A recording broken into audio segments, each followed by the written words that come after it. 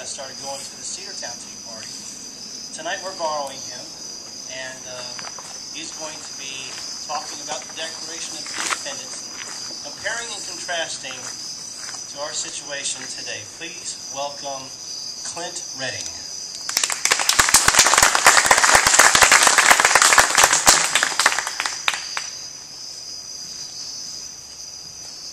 I guess I don't have to ask how everybody is, because everybody's fired up tonight.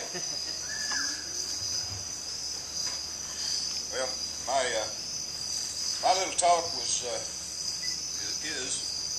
on the Declaration of Independence, but so many of you have been talking about education. I'm a father. I'm a good husband. I'm a veteran. I'm a Vietnam veteran, and I've just started going back to school on the Veterans Retraining Program. And one of the classes that I'm having to take is history. However, I'm starting to view it as an anti-American history, because I started reading my history book, and I wasn't sure whether I had left the planet, the country, or whether I just needed to slit my wrist. The author of the history book is a Columbia professor. And I know that y'all, there's a bunch of you out here that's going to be sending your kids to school. Before you let your kids go to college, you need to prepare them for what they're going to find there,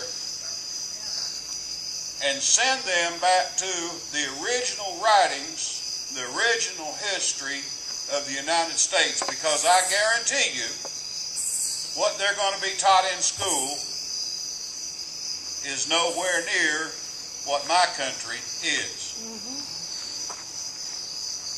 It's shameful of what they're trying to pass off in college these days for American history. Enough on that. With firm reliance on the protection of divine providence, we mutually pledge to each other our lives, our fortunes, and our sacred honor. The last line of the Declaration of Independence reads as such: 56 brave men picked up an iron pen, dipped it into a gall inkwell, and with full knowledge of what the consequences would be, boldly signed the founding document of our nation.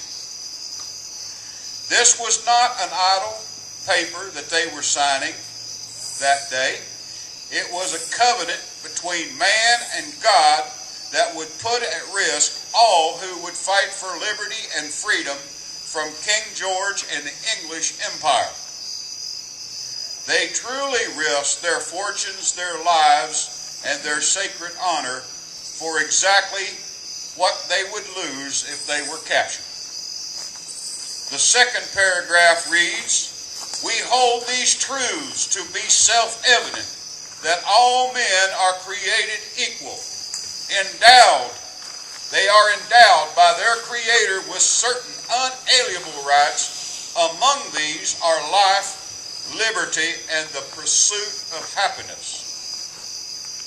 These rights were but a synopsis of the list of rights the Founding Fathers were alluding to. I'd like to share with you, through the original documents, of what they were alluding to when they wrote that passage into the Declaration.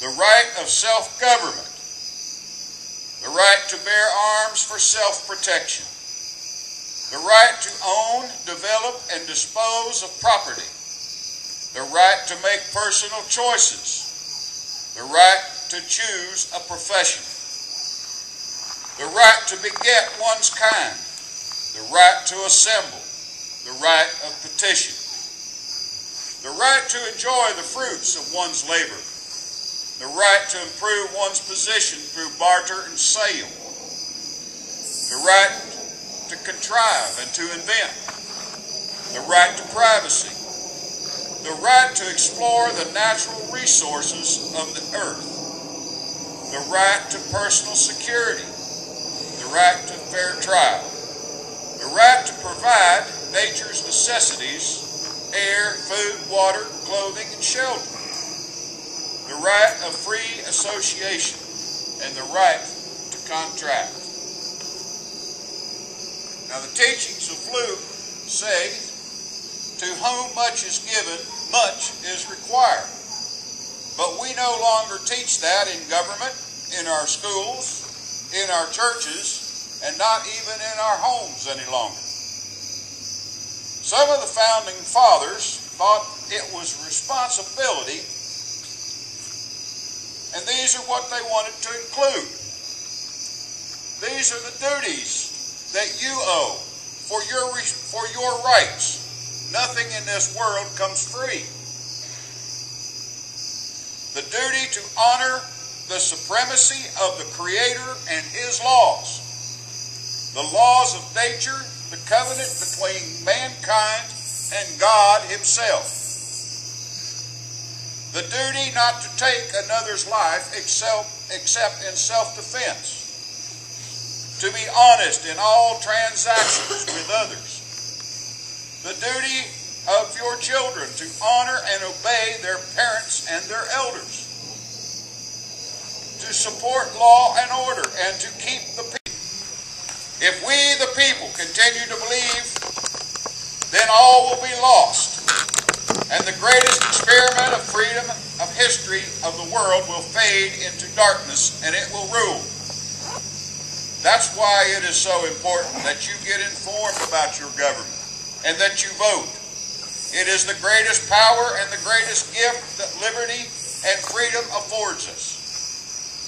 These men and women who have fought and died so this great republic could exist have entrusted you with the power and the responsibility of keeping the light of freedom and hope alive in our darkest hours.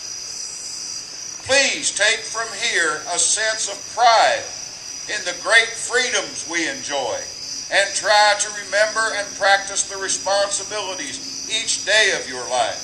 Teach them to your children so they won't be swayed by radical teachers when they reach college. Hold them close and bestow upon them what the signers of this declaration have bestowed upon you.